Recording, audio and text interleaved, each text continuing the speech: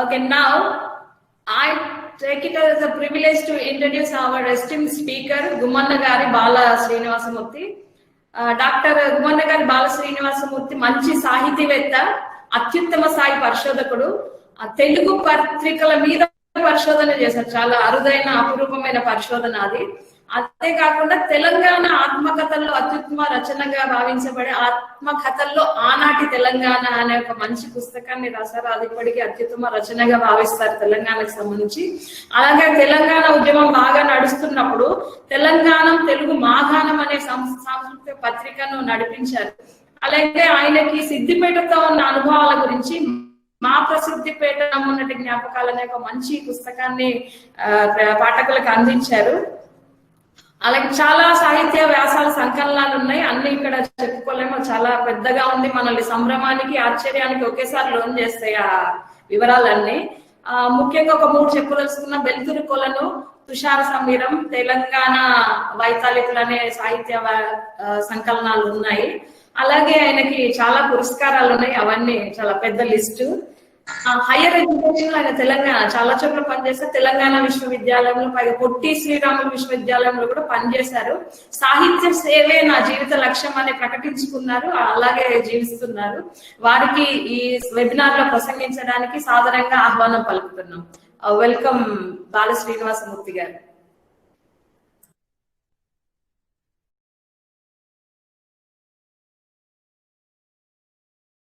అందరికీ నమస్కారం. కాకతీయ విశ్వవిద్యాలయం ఆర్ట్స్ అండ్ సైన్స్ కళాశాల ప్రిన్సిపాల్, సహృదయ సాహితీవేత్త ఆచార్య బన్న ఐలయ్య సార్, గురుతుల్యులు రెంటాల శ్రీ వెంకటేశ్వరరావు గారు, కళాశాల ప్రిన్సిపాల్ గారు, ఆత్మీయ మిత్రులు డాక్టర్ సీతారాం గారు, ఆత్మీయ మిత్రులు డాక్టర్ ఏనుగు నరసింహారెడ్డి గారు, వీణవాణి గారు, అందరికీ నమస్కారం. నిజానికి నన్ను సీతారాం గారు, డాక్టర్ నరసింహారెడ్డి గారు 45 నిమిషాలు మాట్లాడమని అన్నప్పటికీ నేను కొంత సంక్షిప్తీకరించుకునే ప్రయత్నం చేస్తాను. ముందుగా ఈ ఖమ్మం పట్టణానికి రుబాయిలకు మధ్య ఉన్న ఒక అనుబంధం నాకు ఇప్పుడు గుర్తుకొచ్చింది.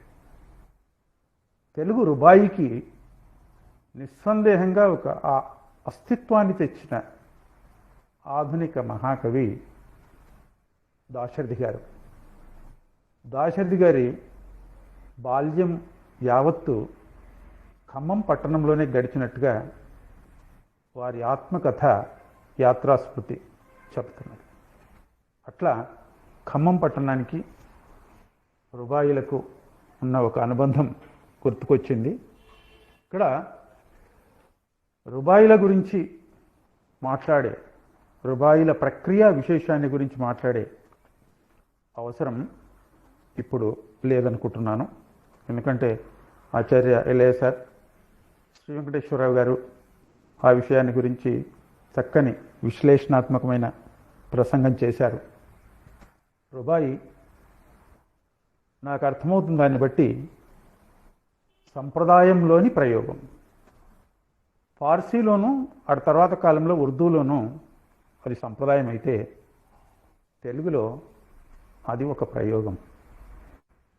ఆ రకంగా ఒక భాషలో సంప్రదాయం, మన భాషలో ప్రయోగం. దాశరథి గారు ఆ తర్వాత కాలంలో రుబాయిలకే తన కవిత్వాన్ని పూర్తిగా నిబద్ధతతో అంకితం చేసుకున్న పెద్దలు గురుతుల్యులు డాక్టర్ తిరుమల శ్రీనివాసాచార్యులు గారు, తర్వాత కాలంలో పెన్నా శివరామకృష్ణ గారు, వీళ్ళంతా రుబాయిలను చాలా వైభవయుతంగా తెలుగులో విస్తరింపజేసిన ప్రతిభావంతులు. అట్లాగే ఆ రుబాయిల యొక్క చైతన్యాన్ని, రుబాయిల కాంతిని ఏమాత్రం తగ్గకుండా అట్లాగే పరివ్యాప్తం చేస్తున్న మరొక ప్రతిభావంతులు, ఆత్మీయ మిత్రులు, సహృదయులు డాక్టర్ ఏనుగు నరసింహారెడ్డి గారికి ముందుగా అభినందన తెలియజేస్తున్నాను. ఎట్లానంటే 536 రూపాయలు. ఒకటి కాదు, రెండు కాదు, 536 రూపాయలు. ముందుగా ఒకసారి రూపాయిల విషయంలో మాట్లాడుతున్నప్పుడు నరసింహారెడ్డి గారి ఈ పుస్తకం చక్కని ముఖ చిత్రంతో ఎంతో అందంగా చీకటి నుంచి కాంతి రేఖలు బయటికి వెలువడుతున్న ఒక ప్రతీకాత్మకమైన దృశ్యాన్ని చూపిస్తూ ముఖ చిత్రాన్ని నిర్మించారు. చాలా చక్కగా వచ్చింది. వెనకటి కాలంలో నేను ఎక్కడో చదివాను, 1950 ప్రాంతాలలో ఆంధ్ర పత్రికలో ముళ్ళపూడి వెంకటరమణ గారి కథానిక, దానికి సరిగ్గా బాపు గారి చిత్రం ఉండాలట. ఒక రాత ముళ్ళపూడిది, ఒక గీత బాపు గారిది. అట్లా అయితే ఆ కథకు చక్కగా వన్నె వచ్చేది అని అప్పటి వాళ్ళు రాసిన జ్ఞాపకాలు చెప్తున్నాయి. అట్లాగే నరసింహారెడ్డి గారి ఈ రచన లోపల కొన్ని రేఖా చిత్రాల వంటివి ఉన్నాయి. వాటిని కూరెళ్ళ గారు చక్కగా భావస్ఫోరకంగా చిత్రించారు. వారికి కూడా నా అభినందనలు. స్థూలంగా ఔచిత్యానికి ప్రాణమిచ్చే కవిత్వంలోనూ వ్యక్తిత్వంలోనూ ఔచిత్యానికి ప్రాణమిచ్చే నరసింహారెడ్డి గారి ప్రత్యేకమైన శ్రద్ధ ఈ పుస్తకాన్ని, ఈ కవిత్వాన్ని, ఈ అమృతమయమైన కవిత్వాన్ని వెలికి తీసుకొని రావడంలో ఉంది. వారికి మరోమారు అభినందనలు. నాకు అప్పుడప్పుడు నరసింహారెడ్డి గారితో మాట్లాడుతున్నప్పుడు నేను గుర్తు చేస్తుంటాను, నరసింహారెడ్డి గారు మిమ్మల్ని చూస్తుంటే నాకు ఒరియా కవి సీతాకాంత్ మహాపాత్ర గుర్తుకొస్తారండి అని. కారణం ఏమిటి అనంటే, సీతాకాంత్ మహాపాత్ర గారు అధ్యాపకులు కాదు, ఆచార్యులు కాదు, పాత్రికేయులు కూడా కాదు. ఆయన ఒక బ్యూరోక్రాట్, ఐఏఎస్ ఆఫీసర్, కేంద్రంలో ఢిల్లీ స్థాయిలో గొప్ప హోదాల్లో పనిచేసినవారు. ఒరియాలో గొప్ప కవిగా పేరున్నవారు. జ్ఞానపీఠ పురస్కారం కూడా వచ్చినట్టు గుర్తు. అట్లా సీతాకాంత్ మహాపాత్ర తర్వాత భోపాల్లో భారత్ భవన్ అనే దాన్ని ఒక కవితాత్మకమైన గొప్ప కేంద్రంగా మార్చినటువంటి అశోక్ వాజ్పేయి, తెలుగులో గోదావరి కథల్ని రాసిన జిఎన్ ఫణికుమార్ గారు, వీళ్ళంతా కూడా ప్రభుత్వ రంగంలో పనిచేసిన అత్యున్నత స్థాయి అధికారులు. వీళ్ళు ఏ రకంగానైతే తమ తమ వృత్తి ఉద్యోగ బాధ్యతల్ని సమర్థవంతంగా నిర్వహిస్తూనే అక్షర సేద్యం చేశారో, అక్షరార్చన చేశారో, అట్లాగే డాక్టర్ నరసింహారెడ్డి గారు కూడా చేస్తున్నారు. వారు ప్రపంచ తెలుగు మహాసభల సందర్భంలో వారు చేసినటువంటి కృషి నేను అతి సన్నిహితంగా చూసిన వాడిని కనుక వారు ఎంత కార్యదక్షులు నాకు తెలుసు. అందుకే అంటారు, 253 సంఖ్యలో ఉన్న రూపాయిలో పనిలో మునిగిపోవడమే బతకడం అంటే. అది తమ జీవితంలో 16 అణాల పాటు నిరూపిస్తూ చూపిస్తున్న నరసింహారెడ్డి గారి ప్రతిభ విశేషాలకు మరొకసారి అభినందనలు చెప్తూ, ఇప్పుడు ఒకసారి ప్రస్తావన వచ్చినప్పుడు డాక్టర్ నరసింహారెడ్డి గారి ఎంఫిల్లోనో ఏమో అనుకుంటాను, డిలాన్ థామస్ కవిత్వం ఒక భాగం. నేను డిలాన్ థామస్ కవిత్వాన్ని మౌలికంగా చదువుకోలేదండి, కానీ వేగుంట మోహన్ ప్రసాద్ గారి లాంటి ఇంగ్లీష్ సాహిత్యాన్ని బాగా చదివిన వాళ్ళు చెప్పిన, వారు రాసిన వ్యాసాలను బట్టి డిలాన్ థామస్ అంత తొందరగా అర్థమయ్యే కవి కాదు. అధివాస్తవిక కవిత్వంలో ఉన్న కొద్దిమంది గొప్ప కవులలో డిలాన్ థామస్ ఒకరని విన్నాను. చాలా అనిర్వచనీయమైన అభివ్యక్తీకరణ డిలాన్ థామస్ స్వంతమని విన్నాను. సంక్లిష్టమైన వ్యక్తీకరణ కూడా ఆయన స్వంతమని విన్నాను. అటువంటి డిలాన్ థామస్ కవిత్వం మీద పరిశోధన చేసిన నరసింహారెడ్డి గారి రుబాయిలు కూడా సంక్లిష్టంగానే ఉంటాయేమో అన్న సందేహం నాకు కలిగింది. నిజానికి నేను పత్రికలలో వచ్చినప్పుడు ఈ రుబాయిలను చదవలేదు. వారు ఒక పుస్తకాన్ని శ్రద్ధగా నాకు పంపించిన తర్వాత నేను దాన్ని అధ్యయనం చేయడం జరిగింది. డిలాన్ థామస్ మీద పరిశోధన వరకే పరిమితం చేసి, డిలాన్ థామస్ యొక్క ఎక్స్ప్రెషన్ తాలూకు సంక్లిష్టతలేవి తన కవిత్వం మీద ప్రభావం చూపకుండా చాలా జాగ్రత్త వహించిన ప్రతిభావంతులు నరసింహారెడ్డి గారు. కనుక మనకు తెలంగాణ రుబాయిలలో ఎక్కడా సంక్లిష్టత అనేది ఉండదు. 90 సంవత్సరాల వృద్ధుల నుండి 19-20 సంవత్సరాల యువకుల వరకు అందరూ అర్థమయ్యే తీరుగా రుబాయిలను రచించడం ఈ రుబాయిల ప్రత్యేకత. ఇంకా నరసింహారెడ్డి గారి కవిత్వం, నరసింహారెడ్డి గారు కవిత్వం రాసిన సందర్భాలు బహుశా వారు కొన్ని పద్యాలు రాసినవి నేను చదివాను, ధారాశుద్ధితో ఉంటాయి. వచన కవిత్వాన్ని రచించారు. ఆ వచన కవిత్వంలో నిండుగా వచన కవిత్వంలో కవిత్వం ఉంటుంది. నేను ఒకసారి వారి కవిత్వాన్ని గురించి వ్యాసం రాసే ఒక సందర్భం ఏర్పడ్డప్పుడు వారి కవిత్వాన్ని చదువుతుంటే, వారి వచన కవిత్వాన్ని చదువుతుంటే ప్రధానంగా ప్రాకృతికమైన అంశాలను వారు వర్ణిస్తున్నప్పటి కవిత్వాన్ని చదువుతూ ఉంటే నిజం చెప్తున్నాను, ఇందులో ఎటువంటి అతిశయోక్తి లేదు. వారిలో నాకు మరొక ఇస్మాయిల్ కనిపించారు. అంత గొప్పగా అనుభూతిమయమైన కవిత్వాన్ని రచించే నరసింహారెడ్డి గారి రుబాయిలు కూడా చక్కగా కవితామయంగా ఉండడం ఆశ్చర్యానికి కనిపించదు. ఇక్కడ ఒకసారి నరసింహారెడ్డి గారి ఈ రుబాయిల ప్రచురణ కొంత ఆలస్యంగానే జరిగింది అని అనుకోవచ్చు. వారు చెప్పిన దాన్ని బట్టి ఒక దశాబ్ద కాలంగా రుబాయిల రచన జరుగుతూ వస్తున్నది. ఒక చిన్న సమస్య అనుకుందాము, లేదా కొంత చైతన్యము అని అనుకుందాము, ఎట్లయినా అర్థం చేసుకోవచ్చు. తెలుగులో ఒక 20-30 సంవత్సరాలుగా కనిపిస్తున్న ఒక పరిణామం ఏంటంటే, కవులు కవిత్వం రాసిన వెంటనే దాని ఒక సంకలనంగా ప్రచురణ చేయడం.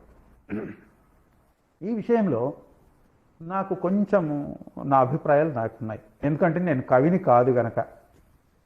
ఎప్పుడైనా సరే కవి ఒక సందర్భంలో ఒక కవితను రాసిన తర్వాత దాన్ని వీలైనప్పుడు పదే పదే దిద్దుకుంటూ, మెరుగులు అద్దుకుంటూ తిరిగి రాసినట్టయితే కొంచెం శ్రమ అయినా ఆ కవిత్వం తప్పకుండా నిలబడగలుగుతుంది అని. అట్లా కాకుండా కవిత్వం రాసిన వెంటనే కవిత్వాన్ని ప్రచురించాలి అని అనుకున్నప్పుడు ఆ కవిత్వంలో పరిణతి అనేది తక్కువగా కనిపిస్తుంది. అది మహామహా విమర్శకులు మాత్రమే కాదు, కవిత్వంతో ఏమాత్రం అనుబంధం ఉన్న కవితా రసాస్వాదకులైనా గుర్తుపట్టగలరు. అట్లా కాకుండా ఉండాలంటే కొంత పరిణతి వచ్చిన తర్వాత తిరిగి మెరుగులు దిద్దుకున్న తర్వాత కవిత్వాన్ని ప్రచురించడం ఉత్తమం. అదే చేశారు నరసింహారెడ్డి గారు. ఈ సందర్భంగా నాకు గొప్ప వచన కవి అజంతా గారు గుర్తుకొస్తున్నారు. పెద్దవారు చెప్పగా విన్నాను. చెట్లు కూలుతున్న దృశ్యం అంటూ అజంతా గారు రాసిన కవితలలోకెల్లా ఉత్తమమైనదిగా భావించే ఆ కవితను అజంతా గారు అనేకసార్లు రాశారట. బహుశా కొన్ని సంవత్సరాల పాటు ఆ కవిత అట్లా తిరిగి మార్పులు చేర్పులకు లోనవుతూ ఒక రూపాన్ని పొందింది.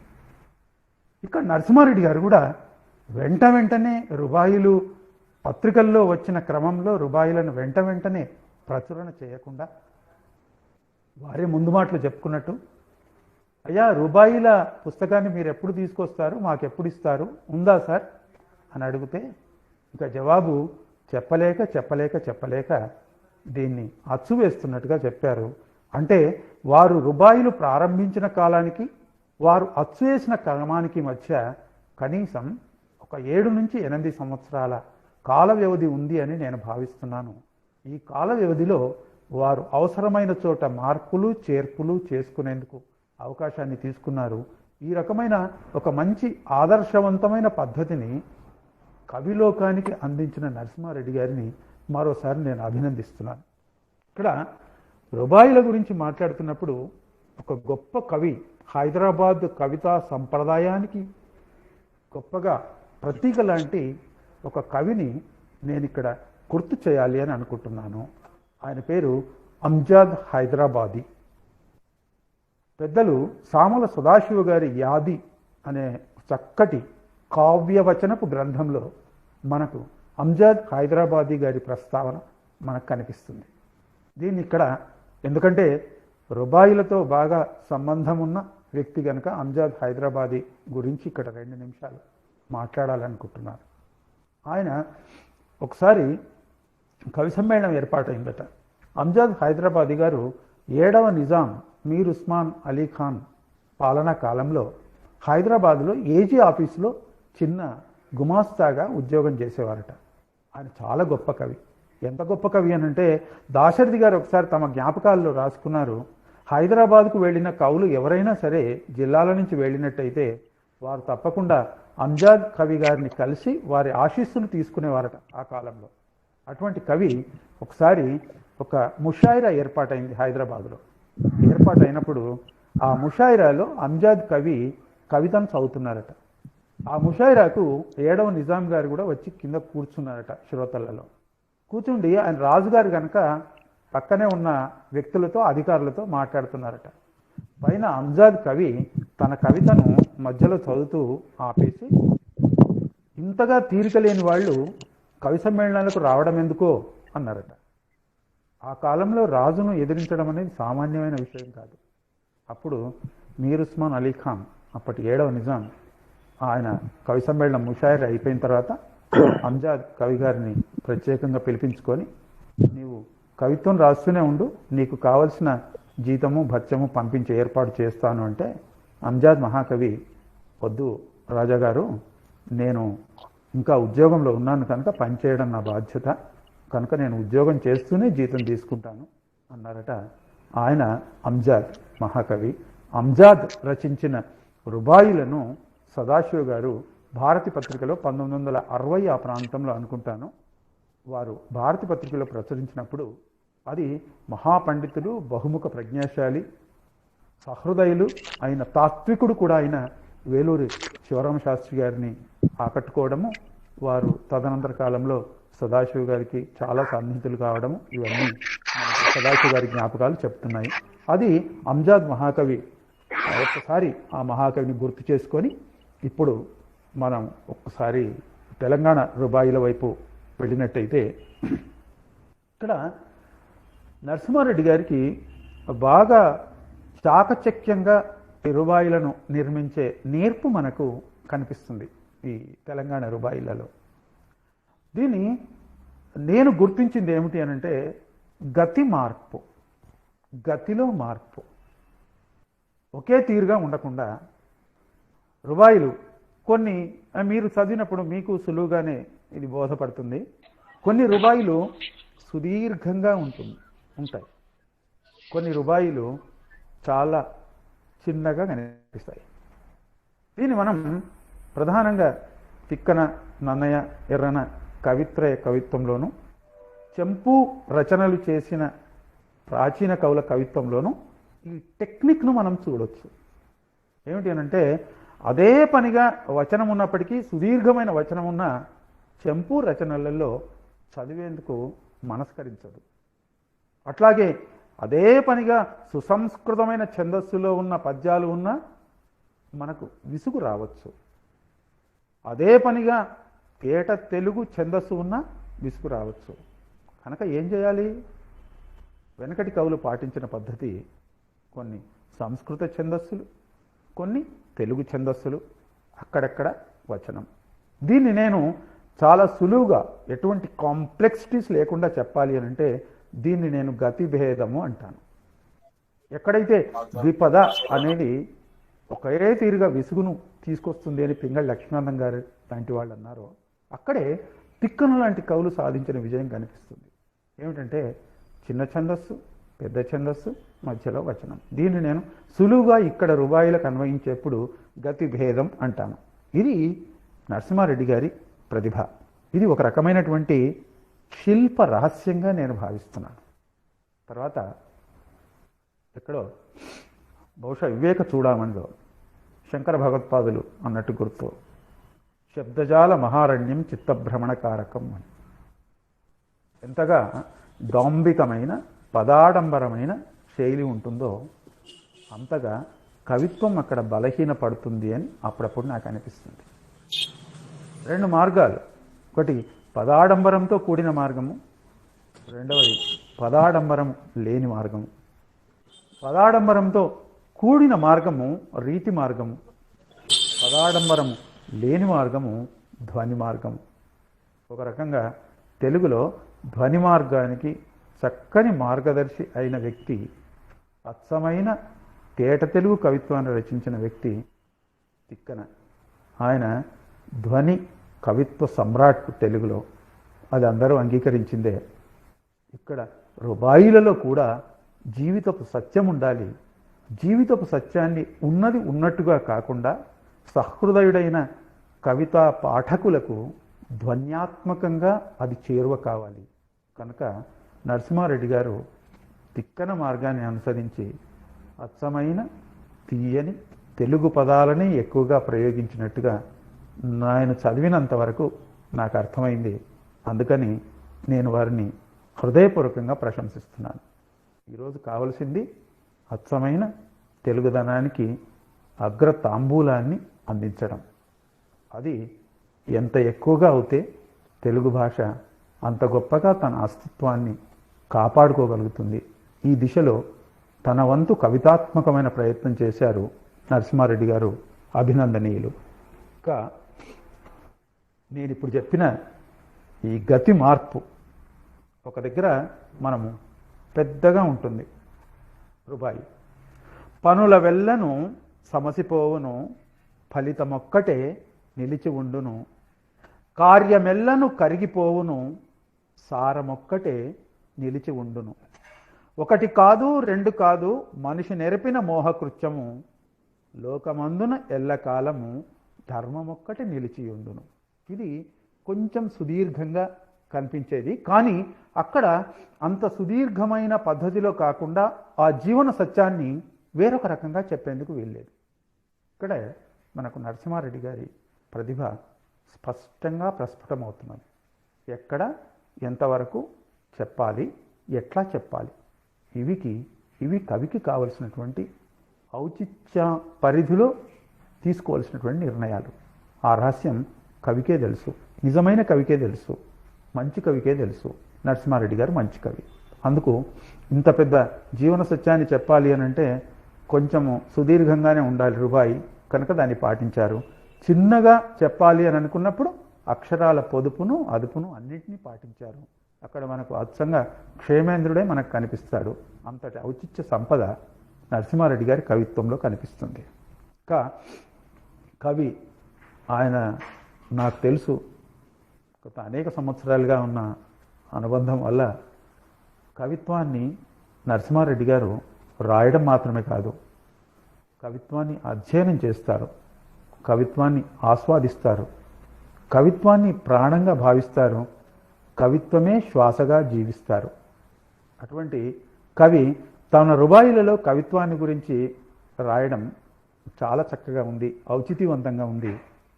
కవిత్వాన్ని గురించి చాలా చక్కగా చెప్పారు. ఒకటి రెండు చమత్కారాలు కూడా ఉన్నాయి. అవి చమత్కారాలు అనడం కంటే సమకాలీన వాస్తవికతలు అనుకోవడం కూడా బాగుంటుంది. కవిత్వాన్ని గురించి చెప్పిన 2-3 కవితా పంక్తుల్ని ఇక్కడ నేను ఉటంకిస్తాను. వేదనేది లేకపోతే లోతు పెరగదు తమ్ముడా, గాథలేవో గాయపరచక మనసు ఎదగదు తమ్ముడా, మంట ఏదో ఉంటేనే కదా లోహమన్నది సాగుబాగు, కష్టమేదీ రాకపోతే కైత వెలుగదు తమ్ముడా. మరొకసారి, వేదనేది లేకపోతే లోతు పెరగదు తమ్ముడా, గాథలేవో గాయపరచక మనసు ఎదుగదు తమ్ముడా, మంట ఏదో ఉంటేనే కదా లోహమన్నది సాగుబాగు, కష్టమేది రాకపోతే కైత వెలుగదు తమ్ముడా. తర్వాత కవిత్వానికిను విమర్శకు పరిశోధనకు రెండిటికి 2 ధృవాలున్నంత దూరం. కవిత్వం హృదయ సంబంధి, అందరికీ తెలుసు. విమర్శ కేవలం మేధస్సుకు సంబంధించిందే, హార్దిక స్పర్శ కొంచెం ఉండొచ్చు. ఇక్కడ ఏమంటారు, పరిశోధనలో పాదసూచిక లేకుంటే బాగుండదు, కవిత్వంలో పాదసూచిక ఉంటే అది కవిత్వమే కాదు. దీన్ని చమత్కారంగా పాదసూచిక లేల కవితకు వాద శుష్కము లేల కవితకు అది హృదయ సంబంధి కదా, మేధ మెరుగులు ఏల కవితకు. పాద సూచిక లేల కవితకు వాద శుష్కము లేల కవితకు అదై హృదయ సంబంధి కదా, మేధ మెరుగులు ఏల కవితకు. బహుశా చాలా అర్థం కాని ప్రతీకాత్మక కవిత్వానికి ఒక చిన్న వ్యాఖ్యానంగాను, చిన్నగా దానికి సంబంధించి తనదైన అభిప్రాయ ప్రకటనగాను నరసింహారెడ్డి గారు ఈ రుబాయిని రాసి ఉంటారు. మనకు తెలుసు 1940s 40, 50, చివరకు 60, 70లలో కూడా వచ్చిన ప్రతీకాత్మక కవిత్వం చాలామందికి అర్థం కాకపోవడంతో అప్పుడప్పుడు కవులే తమ కవిత్వానికి టిప్పణీలు, టీకాలు, భాష్యాలు రాయవలసిన పరిస్థితి వచ్చింది. బహుశా అటువంటి వాటిని ఉద్దేశించి అనుకుంటాను నరసింహారెడ్డి గారు ఈ రుబాయి రాసింది. కైతన్నది నిత్య పదార్థం, సరికొత్తగా రచిస్తేనే కవి సౌందర్యం అన్నారు కవి. కవిత్వాన్ని కాస్త నిదానంగా చెప్పండి అని కూడా ఉద్బోధించారు.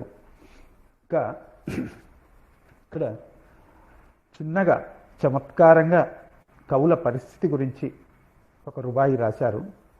కవులే తమ గ్రంథాలను అచ్చేస్తారు, మనసులోన ప్రశంసలను అచ్చేస్తారు, పొరపాటున ఎవరేని చదివి చెప్పిరా ఆనందపు కెరటాలను అచ్చేస్తారు.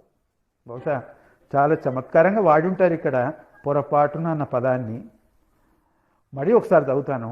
కవులే తమ గ్రంథాలను అచ్చేస్తారు, పొరపాటున ఎవరేని చదివి మనసులోన ప్రశంసలను అచ్చేస్తారు, పొరపాటున ఎవరేని చదివి చెప్పిరా ఆనందపు కెరటాలను అచ్చేస్తారు.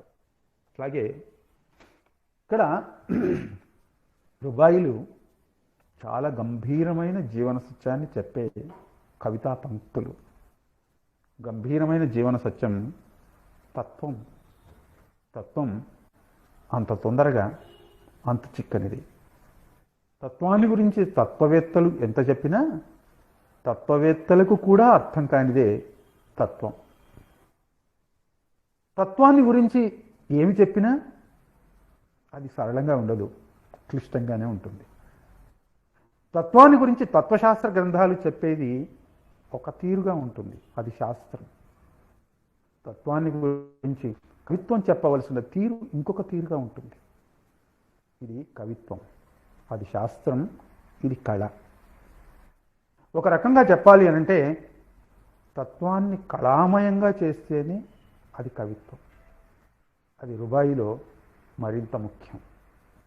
ఉమర్ ఖయాంలో కనిపించిందైనా, అంజాద్ గారిలో కనిపించిందైనా ఆ తత్వాన్ని కళాత్మకంగా చెప్పే ఒక గొప్ప ప్రతిభ. ఇక్కడ మనకు నరసింహారెడ్డి గారి కవిత్వంలోనూ తత్వం అట్లా కనిపిస్తుంది కళాత్మకంగా. ఎంత గొప్పగా ఉంది చూడండి. అబ్బురపాటును కలిగిస్తుంది. కొన్ని రుబాయిలు మన మనసుతో ఆనంద తాండవం చేయిస్తాయి. ఇక్కడ తత్వాన్ని ఎంత చక్కగా చెప్పారు చూడండి. పాపాయి ఏడ్చింది చూడు, లోకానికి కొత్త భాష్యం. అమ్మాయి నవ్వింది చూడు, ఉదయానికి వింత భాష్యం. ఏ భావనల అంతిమ సారం ఏమిటో తెలియదేలా. చివరి వాక్యం చూడండి. అమ్మమ్మ మూలిగింది చూడు, తత్వానికి నూతన భాష్యం. మళ్ళీ చదువుతాను. పాపాయి ఏడ్చింది చూడు, లోకానికి కొత్త భాష్యం. అమ్మాయి నవ్వింది చూడు, ఉదయానికి వింత భాష్యం. ఏ భావనల అంతిమ సారం ఏమిటో తెలియదేలా. అమ్మమ్మ మూలిగింది చూడు, తత్వానికి నూతన భాష్యం. మాయా లోకం మీది, ఛాయా లోకం మీది అన్నది కూడా కవి అభిప్రాయం. నాకు తెలిసినంత వరకు నరసింహారెడ్డి గారు ఆధ్యాత్మికవాది అయితే కాదు, కానీ ఆధ్యాత్మికవాది మాత్రమే తత్వాన్ని చెప్పాలని ఏమీ లేదు. తత్వం జీవన రహస్యం. అది తెలిసిన వాళ్ళు ఎవరైనా తత్వాన్ని చెప్పవచ్చు. అట్లా నరసింహారెడ్డి గారు ఇట్లా తాత్వికమైన అంశాలు కొన్ని చాలామంది తెలుగు సాహిత్యంలో చాలామంది మర్చిపోయింది. చలం గారు రచించిన సుధ అనే ఒక కావ్యం. అది 1967, 68 ప్రాంతాల్లో అనుకుంటాను. అది అరుణాచలంలో ఉన్న రోజులలో చలం గారు రచించిన కావ్యం. చిన్న చిన్న వచన కవితలు, అద్భుతమైన మిస్టిసిజంతో కూడినటువంటి మార్మిక కవితలు. అప్పటికే చలం గారు ఠాగూర్ గారి గీతాంజలిని అనువదించి ఉంటారు. ఆ ప్రభావం కూడా కొంత వాటిలో కనిపిస్తుంది. గొప్ప జీవన తాత్వికతను సాత్వికమైన అభివ్యక్తితో చెప్పిన గొప్ప కవితాత్మక కావ్యం చలం గారి సుధ. చలం గారి సుధలో ఉన్నటువంటి గాఢమైన తాత్విక అభివ్యక్తి కొన్ని రుబాయిలలో నాకు నరసింహారెడ్డి గారి రుబాయిలలో కనిపించింది. ఇక్కడ ఒక మనిషికి ఒక పరమాత్మకు మధ్య ఉండే తాదాత్మ్యమైన అనుబంధం ఏదో గొప్పగా చలం గారు చెప్పారు. ఆ ఛాయలు, ఆ స్థాయిలో ఉన్నటువంటి వేదాంతమయ కవిత్వం రుబాయిలలో నరసింహారెడ్డి గారు మనకు అందించారు. నాకు సాధారణంగా వచనం కంటే కవిత్వం ఎక్కువగా ఉన్న వచన కవిత్వమే నాకు బాగా ఇష్టం. ఎక్కడైనా కవిత్వము పంక్తి కనిపిస్తే మహదానందం కలుగుతుంది మనసుకు. రుబాయిలలో ఒక హిందీలో ఒక గొప్ప రచనకు టైటిల్ ఉందండి, ఏది చెప్పాలి ఏది మరవాలి అని. అట్లాగే రుబాయిల గురించి మాట్లాడుతున్నప్పుడు, నరసింహారెడ్డి గారి రుబాయిల గురించి మాట్లాడుతున్నప్పుడు నాకు ఇబ్బంది ఎదురవుతున్నది. ఏది చెప్పాలి ఏది మరవాలి. కనుక సమయాన్ని బాగా నేను దృష్టిలో పెట్టుకొని నాకు అద్భుతమైన కవిత్వపు బంగారు తునకలు అని అనిపించినవి అనేకం ఉన్నాయి.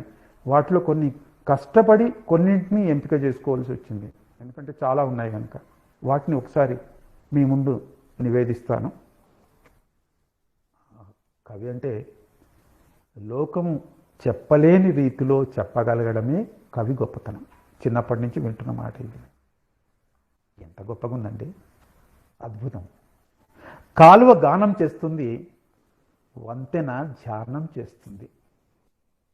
కాలువ గానం చేస్తుంది, వంతెన ధ్యానం చేస్తుంది.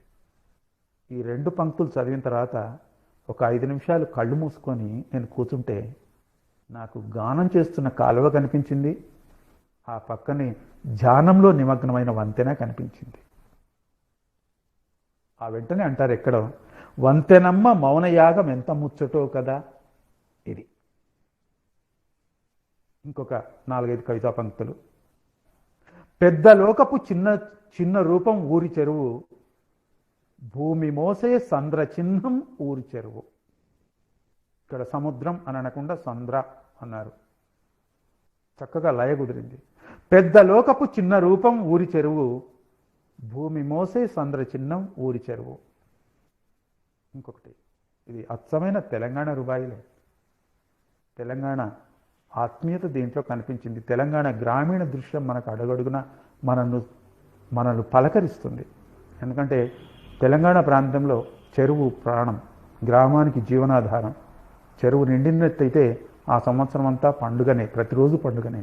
చెరువు నిండకపోతే ఆ సంవత్సరం ఏ రోజు పండుగగా ఉండదు. అటువంటి చెరువు, పెద్ద లోకపు చిన్న రూపం ఊరి చెరువు, భూమి మోసే సంద్ర చిహ్నం ఊరి చెరువు. ఇంతకుముందే పెద్దలు శ్రీ వెంకటేశ్వరరావు గారు కూడా చెరువు ఎట్లా చిన్నపిల్లవాళ్ళ గంతులేస్తుంది అన్నది వర్ణించి చెప్పిన నరసింహారెడ్డి గారి ఎక్స్ప్రెషన్ను వారు ఉటంకించారు. ఇక్కడ ఇంకొకటి ఎంత అనుభూతిమయంగా దృశ్యాన్ని మన ముందు చూపిస్తారు. సద్దుల బతుకమ్మలకు స్వాగతం అంటూ గుడిసె కొప్పు మీద నవ్వు బీర పువ్వులు. చాలా అద్భుతం. ఇంకా ఇంకొక కొన్ని వాక్యాలండి. నింగి కన్న విశాలం అంతరంగ తటాకం, నింగి కన్న విశాలం అంతరంగ తటాకం. ఇంకొక వాక్యం అండి, మట్టికున్నది మమత భాష, మట్టికున్నది మమత భాష. ఇంకొక వాక్యం, కొమ్మ కొసల ఊయలోగు వాన నీరు. బహుశా ఇస్మాయిల్ గారి ప్రాకృతికమైన వర్ణనలు, సత్యశ్రీమన్నారాయణ గారి ప్రాకృతికమైన వర్ణనలు, శ్రీకాంత్ శర్మ గారి కవిత్వంలో ఉన్న అనుభూతిమయ దృశ్యాలు, ఇవన్నీ మనకు ఇటువంటి వాక్యాలు చదివినప్పుడు గుర్తుకొస్తాయి. తర్వాత ఈ ప్యూర్ పోయట్రీ ఇప్పటిదాకా నేను చదివిన పంక్తులు అవే, ఇప్పుడు నేను చదవబోయే 2-3 పంక్తులు కూడా అవే.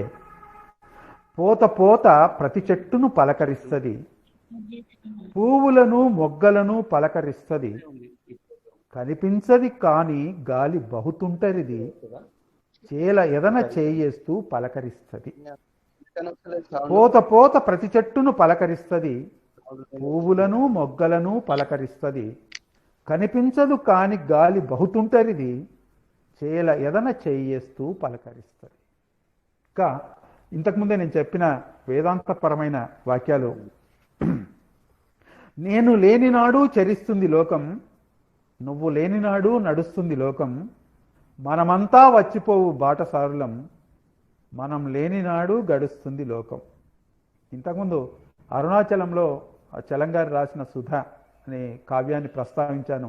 ఆ పంక్తులు ఇక్కడ ఉన్నాయి చూడండి. అవి అవి చలంగారు రాసిన పంక్తుల స్థాయిలో ఉన్న వేదాంతమయమైన 2 వాక్యాలు నాకు దొరికాయి. రుబాయిలలో అనేకం ఉన్నాయి, 2 దొరికాయి. పిట్టలకు ఎవడో పలుకులిచ్చే, రెమ్మలకు ఎవడో పసరులిచ్చే. అద్భుతం. తర్వాత ఎప్పుడైనా సరే కవిత్వాన్ని, గాయనాన్ని కవిత్వాన్ని, కవనాన్ని గాయనాన్ని ఊరికే పంచిపెట్టకూడదు. ఎవరు ఇష్టపడతారో వాళ్ళకు మాత్రమే దానం చేయండి, వాళ్ళకు మాత్రమే ఆ అనుభూతిని పంచండి అంటూ, అడిగి అడిగి పాడిస్తేనే పాడు, కోరి కోరి పాడిస్తేనే పాడు, కళకు విలువ చోట నిలువకు, ఇంకా కావాలన్నప్పుడే పాడు అంటారు. ఇంకా రుబాయిలలో జీవన వేదాంతం ఉంటుంది, జీవన మార్గదర్శనం కూడా ఉంటుంది. శ్రీనివాసాచార్యులు గారి రుబాయిలు చాలా స్ఫూర్తివంతమైనవి. అయితే ఒక చిన్న విమర్శ ఉంది, మీ అందరికీ తెలిసిందే. ప్రబోధ కవిత్వం అనేది అంతగా పెద్దగా గుర్తింపు తెచ్చుకొని కవిత్వమే. ఎందుకంటే కేవలం ప్రబోధమే ఉన్నట్టయితే అది ద్వితీయ తృతీయ శ్రేణి కవిత్వం కిందకే వస్తుంది. అట్లా కాకుండా ఆ ప్రబోధాత్మకమైన కవిత్వంలోనూ ప్రత్యేకమైన ముద్ర ఉన్నట్టయితే అది తప్పకుండా ప్రథమ శ్రేణి కవిత్వంలోకి వస్తుంది. ప్రబోధం అనేది ధ్వన్యాత్మకంగా ఉండాలి తప్ప ప్రబోధమే కనిపించకూడదు. రుబాయిలలో ఇటువంటి స్ఫూర్తివంతమైన ప్రబోధాన్ని ఇచ్చే లక్షణాలు మనకు ఆనాటి దాశరథి గారి రుబాయిలోను, శ్రీనివాసాచార్యులు గారి రుబాయిలోను చాలా స్పష్టంగా కనిపిస్తాయి. అవి తప్పకుండా మనకు జీవన మార్గదర్శకాలు అవుతాయి.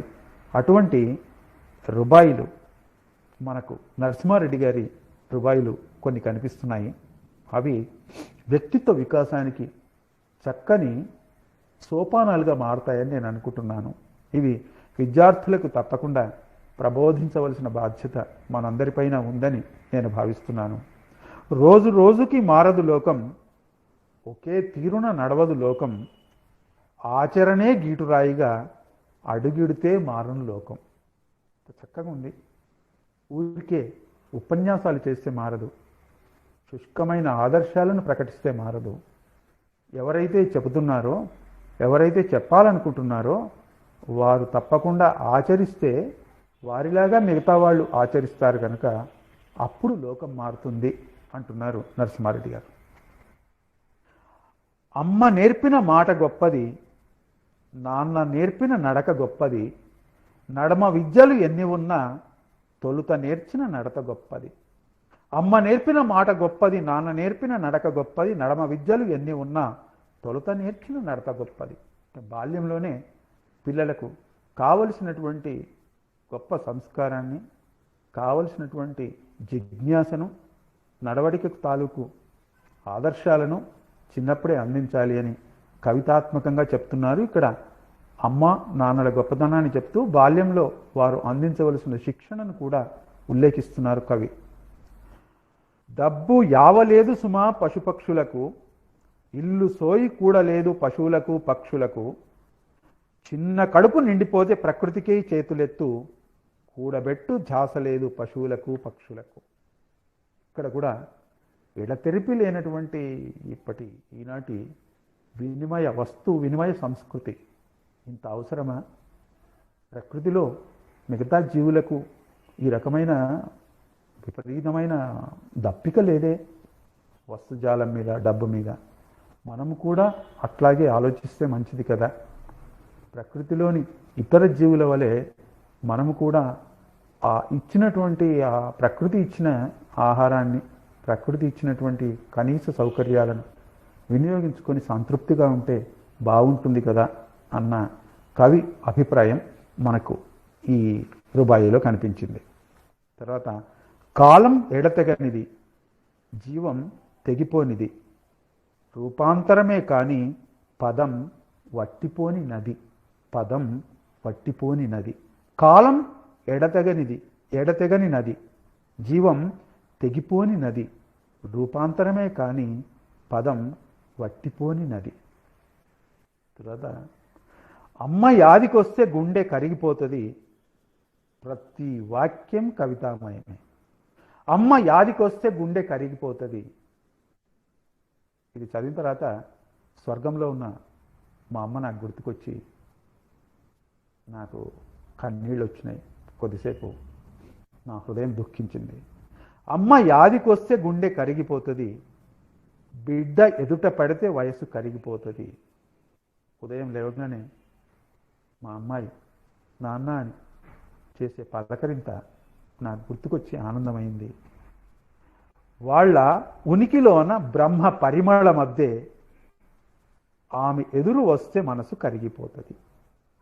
ఇది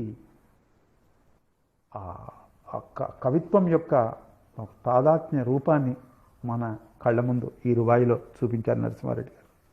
ఇంకా అప్పుడప్పుడు విద్యార్థి మిత్రులు అంటుంటారు, సంతోషము ఆనందము ఒకటేనా సార్ అని. చెప్పాలి అన్నప్పుడు కొంత చిన్న చిన్న ఉపమానాలు చెప్తూ వాళ్ళకి చెప్పవలసి ఉంటుంది. సంతోషం ఆనందం రెండు వేరువేరు బిడ్డ అని అంటే, సంతోషం గొప్పదా ఆనందం గొప్పదా సార్ అని అంటే, సంతోషం తాత్కాలికము ఆనందం శాశ్వతము అంటే చెప్పవలసి ఉంటుంది. దీన్ని బాగా గుర్తించారు నరసింహారెడ్డి గారు. సంతోషం ఆనందం ఒక్కటి కావు, ఘనకీర్తి సంతృప్తి ఒక్కటి కావు, రూపానికి సారానికి చాలా తేడా, అర్చనలు భక్తిభావం ఒక్కటి కాదు. చిట్ట చివరి వాక్యం చాలా అద్భుతమైనటువంటి సమకాలీన సత్యాన్ని బయటపెడుతున్నది. మళ్ళీ ఒకసారి చదువుతాను. సంతోషం ఆనందం ఒక్కటి కావు, ఘనకీర్తి సంతృప్తి ఒక్కటి కావు, రూపానికి సారానికి చాలా తేడా, అర్చనలు భక్తిభావం ఒక్కటి కావు. ఇంకా తీరాలను కలిపినందుకు వాహికకు వందనం, దూరాలను చెరిపినందుకు వంతెనకు వందనం, కూడికతోనే లోకం ఇగురు వేయుట సత్యం, హృదయాలను దరిదేర్చిన ప్రణయాలకు వందనం. బాగా పాజిటివ్ నరసింహారెడ్డి గారు, బాగా సానుకూలమైన ఆలోచనలు ఉన్న వ్యక్తి కనుక ఆయన ఆ రుబాయిని రాయగలిగారు. ఇంకా ఈ కాలంతో పాటే పయనించవలసిన వాడు కవి కనుక కాలాన్ని దాటి కానీ కాలాన్ని విస్మరించి కానీ కవిత్వం రాయలేము.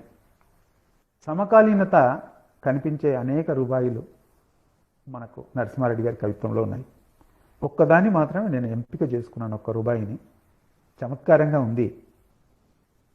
పోస్టల్లో ఊరూరికి నెంబర్ ఉంటుంది, పోస్టల్లో ఊరూరికి నెంబర్ ఉంటుంది, నగరంలో ఇంటింటికి నెంబర్ ఉంటుంది. పోస్టల్లో ఊరూరికి నెంబర్ ఉంటుంది, నగరంలో ఇంటింటికి నెంబర్ ఉంటుంది. రాబోయే రోజులను ఊహ చేసుకో, పేరు బదులు ప్రతి మనిషికి నెంబర్ ఉంటుంది.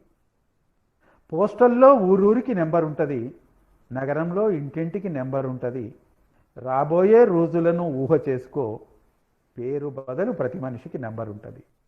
గంభీరమైన వేదాంత విషయాలు, జీవన తాత్వికతలు మాత్రమే కాకుండా చమత్కారాన్ని కూడా రుబాయిలో కవితాత్మకంగా చెప్పొచ్చు అనే దానికి ఇదొక ఉదాహరణ. ఇంకా నరసింహారెడ్డి గారు నటన చేయని నరుడు కావలే, నటన చేయని నరుడు కావలే, ఆడి తప్పని పలుకు కావలే, కలియుగమ్మున కష్టమే కని వాక్కు వలనే పనులు కావాలి. చాలా చక్కగా ఉంది. ఈ మూడో వాక్యాన్ని దాంట్లో చేర్చినటువంటి తీరు నరసింహారెడ్డి గారి ప్రతిభ కనిపిస్తున్నది. నటన చేయని నరుడు కావలే, ఆడి తప్పని పలుకు కావలే, కలియుగమ్మున కష్టమే కని. తెలంగాణలో కాని అన్నదానికి కని అన్న ప్రయోగం వాడుకలో కనిపిస్తుంది తరచుగా. నటన చేయని నరుడు కావలే, ఆడి తప్పని పలుకు కావలే, కలియుగమ్మున కష్టమే కని, వాక్కు వలనే పనులు కావలే. నరసింహారెడ్డి గారి రుబాయిలలో స్థూలంగా ఒక లక్షణం సమాజాన్ని అత్యంత దగ్గరగా సన్నిహితంగా చూసిన అనుభవాలు సారాంశంగా కనిపించడం. దానికి కారణం వారు ఒక అధికారిగా గ్రామీణ సమాజాన్ని చూశారు. జీవన వాస్తవికతలను ఆదర్శంగా కాకుండా నిజంగా ప్రయోగాత్మకంగా పల్లెటూర్లలో, పట్టణాల్లో, చిన్న చిన్న పట్టణాల్లో చూశారు. అక్కడి నుంచి వారికి ఏర్పడినటువంటి చిన్నప్పటి జీవనానుభవాలు, తర్వాత ఉద్యోగానుభవాలు, వీటిని ఆయన దీంట్లో కవితాత్మకంగా దృశ్యమానం చేశారు. ఒక్కోసారి వీటిని చదువుతూ ఉంటుంటే రావిశాస్త్రి గారి రచనల్లో ఉన్న సౌందర్యము, జీవన వాస్తవికత రెండు నాకు ఈ రుబాయిలలో కనిపించినాయి. అతిశయోక్తి కాదు. దీనికి తెలంగాణ రుబాయిలు అని పేరు పెట్టడం వెనుక అక్కడక్కడ అచ్చమైన తెలంగాణ నుడికారపు సుగంధం మనకు కనిపిస్తూ ఉంటుంది. అక్కడక్కడ కవిత్వంలో పూర్తిగా తెలంగాణ నుడికారం అనే కాకుండా అక్కడక్కడ అందంగా ఒక బంగారు ఆభరణంలో రత్నంలాగా అక్కడక్కడ మెరుస్తూ ఉంటాయి. సోయి, సోయి అంటే స్పృహ. పాబంద్, పాబంద్ అంటే ఖచ్చితత్వం. నసీబ్ తలరాత. ఖుద్ అంటే స్వంత. గర్మి వేడి. తర్వాత పోరడు కాటగలిసి సరుసుకున్న యవసం. ఇక్కడ ఒక ప్రయోగం చేశారు. చిన్నప్పుడు మేము మాట్లాడుకునే వాళ్ళం, అయ్యో వాళ్ళు చాలా బాధపడుతున్నారు, ఎందుకు రోజు వాళ్ళ కుటుంబంలో బాధలు ఉంటాయి అని అంటే, చిన్నప్పుడు వాళ్ళు చాలా బీదస్తులు, అందుకని వాళ్లకు చాలా ఇబ్బందులు ఉన్నాయి అనడం నా చిన్నప్పుడు నేను విన్నాను. బీదస్తులు, నా మెదక్ జిల్లా, సిద్దిపేట జిల్లా. ఇప్పుడు అంటే బీదస్తులు అన్న పదం ఎట్లా ఉందో ఆ తెలంగాణలో బీదస్తులు, ప్రేమస్తులు, ప్రేమతో ఉండేవాళ్ళని ప్రేమస్తులు. అట్లాగే నరసింహారెడ్డి గారు తెలంగాణలోనే పరిమితమైనటువంటి ఈ ప్రయోగానికి ఇంకొక కొత్త ప్రయోగం చేసి లోకస్తులు అని ఒక దగ్గర వాడారు. ఇట్లా తెలంగాణ సంబంధించినటువంటి పదజాలం అక్కడక్కడ మనకు మెరుపులాగా కనిపిస్తూ ఉంటుంది. నరసింహారెడ్డి గారి చిట్ట చివరి ఈ రుబాయిలలో బహుశా చివరి రుబాయి అనుకుంటాను. దాంట్లో నలుగురితో కలవడమే నిజమౌటానిక్, పలువురితో సంభాషణ నిజమౌటానిక్, కొంటే దొరికేది కాని బలవర్ధకము, ఉత్సాహం ప్రోత్సాహం నిజమౌటానిక్. తాను ఏ వ్యక్తిత్వాన్నైతే తాను సాధించుకున్నారో, చక్కని సహృదయతో, గొప్ప మేధస్సుతో, ఆదర్శవంతమైన జీవన ప్రవృత్తితో ఏ రకమైన ప్రత్యేకతను సాధించుకున్నారో అది దీంట్లో మనకు కనిపిస్తూ ఉంటుంది. దీంట్లో ప్రతిబింబించింది ఈ రుబాయిలో. నలుగురితో కలవడమే నిజమౌటానిక్. నరసింహారెడ్డి గారు ఎప్పుడు ఒక్కరు కూర్చోవడం నేను చూడలేదు. ఎవరో ఒకరు సాహిత్య మిత్రులు ఉంటారు. పలువురితో సంభాషణ నిజమౌటానిక్. టెలిఫోన్లో అయినా కలిసినప్పుడైనా చాలా చక్కగా సాహిత్య అంశాలను సంభాషిస్తూ ఉంటారు. కొంటే దొరికేది కాని బలవర్ధకము, ఉత్సాహం ప్రోత్సాహం నిజమౌటానిక్. అంటే ఏదైనా ఒక మంచి రచన కనిపించినా, ఒక మంచి ప్రసంగం విన్నా, ఒక మంచి ప్రతిభావంతుడైన సాహితీవేత్త వారికి పరిచయమైన వారి గురించి రెండు మంచి మాటలు మిత్రులకు చెప్పడం నరసింహారెడ్డి గారి అలవాటు. ఈ రకంగా వారి వ్యక్తిత్వం, నరసింహారెడ్డి గారి వ్యక్తిత్వం ఈ చిట్ట చివరి రుబాయిలో ప్రతిబింబించింది అని చెబుతూ, నిజానికి నాకు రెండు ఇక్కడ ఇబ్బందులు ఉన్నాయి. ఒకటి, రుబాయిల ప్రక్రియ మీద నేను పెద్దగా పరిశోధన, సాధన, అధ్యయనం చేసిన వాడిని కాదు. రెండవది, నాకు ఈ వెబినార్ ప్రసంగాలు అనేవి నాకు పెద్దగా సాధనలో లేవు. కానీ ఈ వెబినార్లో ప్రసంగించేందుకు ప్రధానమైన ప్రేరణ అందించిన అన్నగారు సుప్రసిద్ధ కవి సహృదయులు డాక్టర్ సీతారాం గారికి, కళాశాల ప్రిన్సిపాల్ గారికి, తెలుగు విభాగం అధ్యక్షులకు అందరికీ, అదేవిధంగా దీంట్లో ప్రసంగించేందుకు అవకాశం ఇచ్చిన నరసింహారెడ్డి గారికి ధన్యవాదాలు తెలియజేస్తూ ఈ ప్రసంగాన్ని ముగిస్తున్నాను. నమస్కారం.